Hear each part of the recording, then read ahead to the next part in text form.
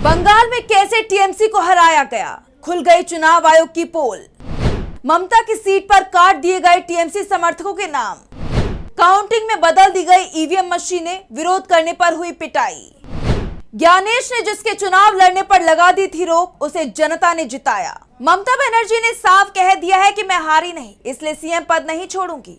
विपक्ष ममता के साथ खड़ा दिखाई दे रहा है, कह दिया है कि ये ममता का आंदोलन है। टीएमसी सांसद अभिषेक बनर्जी का कहना है कि पूरा चुनाव ही रद्द होना चाहिए, क्योंकि यहां हर स्तर पर धांधली हुई थी। बीजेपी चुनाव जीत ही नहीं सकती थी, लेकिन जब 100 सीटों पर जनता का वोट गिना ही ना जाए, तब नतीजा ऐसा ही आएगा।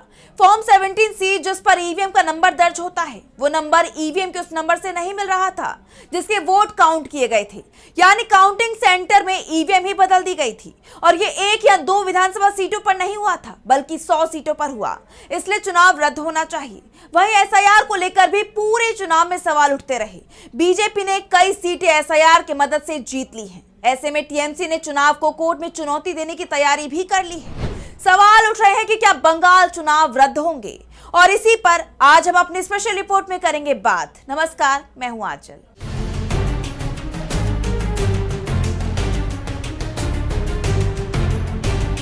टीएमसी सांसद अभिषेक बनर्जी का कहना है कि बंगाल का चुनाव रद्द होना चाहिए, क्योंकि चुनाव फेयर नहीं थे। हर स्तर पर धांधली हुई है। जनता ने जो वोट डाले थे उन्हें गिना ही नहीं गया। एसआईआर के जरिए भी बड़ा खेल खेला गया। टीएमसी सांसद सागरिका घोष ने एसआईआर को लेकर बड़ा खुलासा किया है। उन्होंने बताया कि किस तरह से टीएमसी उम्मीदवारों को चुनाव हराया गया। ममता बनर्जी की हार के पीछे एक कारण एसआईआर को भी बताया जा रहा है। वहीं उनकी सरकार में ट्रांसपोर्ट मंत्री स्नेहाशीष चक्रवर्ती जंगीपाड़ा से 862 वोटों से चुनाव हारे हैं। इस सीट पर 17,541 वोट एसआईआर के जरिए हटा दिए गए थे। बिजली मंत्री अरूप विश्वास टॉलीगंज सीट से 6,000 वोट से हारे। यहां पर 37,000 से ज्यादा वोट एसआईआर में काट दिए गए। सागर सीट से टीएमसी के बंकिम चंद्र हाजरा 7,800 वोटों से चुनाव हारे।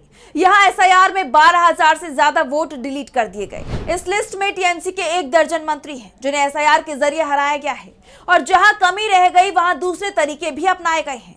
टीएमसी चीफ ममता ने तो यहां तक कह दिया है कि सुबह ही बीजेपी के नेता दावा करने लगे थे कि हम 200 सीटें जीत रही हैं। पहला राउंड होते ही हमारे एजेंटों को काउंटिंग सेंटर से मारपीट कर भगा दिया गया।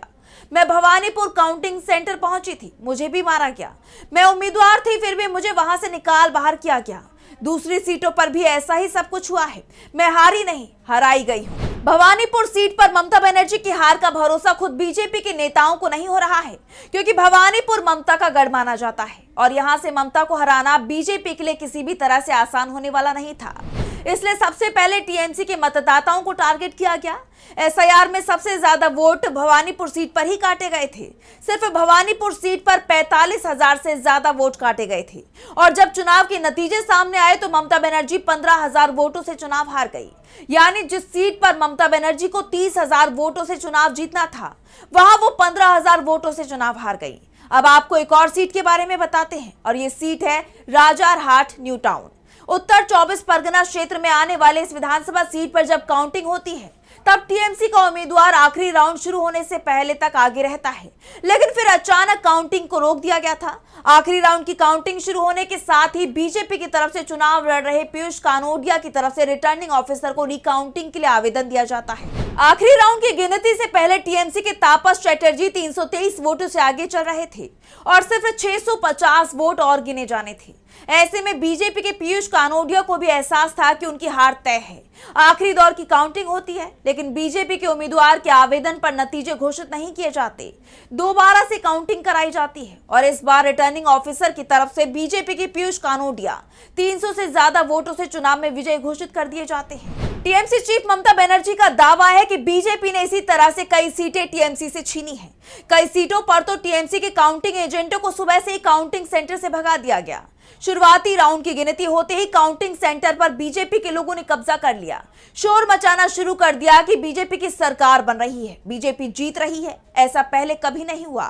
ममता का कहना है कि हर स्तर पर लूट हुई। शुरुआत एसआईआर के साथ ही हो चुकी थी। अब आपको एक और सीट के नतीजों के बारे में बताते हैं। पश्चिम बंगाल में कांग्रेस को 2 सीटों पर जीत मिली है, जिसमें से एक सीट फरक्का की है।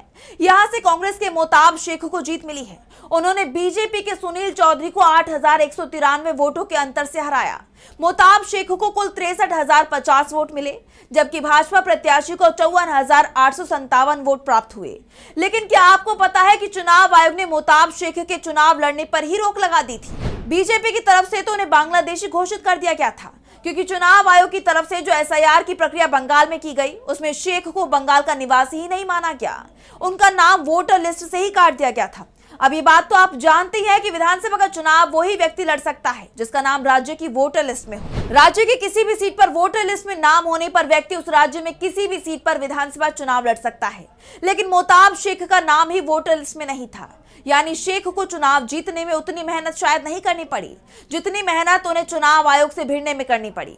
अपना नाम वोटर लिस्ट में शामिल कराने के लिए शेख को सुप्रीम कोर्ट का दरवाजा खटखटाना पड़ा था, जहां मुख्य न्यायाधीश की अगुवाई वाली बेंच ने नए बने अपीलेट ट्रिब्यूनल को मामला देखने का निर्देश दिया। ट्रिब्यूनल ने पासपोर्ट समेत उनके दस्तावेज सही पाए और उन्हें वैध मतदाता घोषित कर दिया। इसके बाद वो चुनाव लड़ पाए। आप इससे समझ सकते हैं कि ट्रिब्यूनल में करीब 27 लाख आवेदन पहुंचे थे और इनमें शेख का मामला सबसे पहले मंजूर हुआ। अब आप सोच सकते हैं कि अगर उनका मामला सबसे पहले नहीं आ पाता, तब क्या शेख चुनाव लड़ पाते। चुनाव आयोग ने तो ये सीट बीजेपी के पाले में डालने की एक तरह से पूरी कोशिश ही कर दी थी, यानी एसआईआर से शुरू हुआ खेल आखिरी में काउंटिंग तक खेला गया।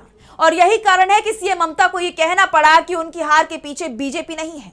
अगर बीजेपी को जीत जनता के वोटों से मिलती तब उन्हें कोई परेशानी नहीं होती, लेकिन ये वो जीत नहीं है जो जनता की वोट से मिली हो। और ना ही जनता ने टीएमसी को नकारा है। टीएमसी हारी नहीं है। हम सड़क पर रहेंगे, संघर्ष करेंगे।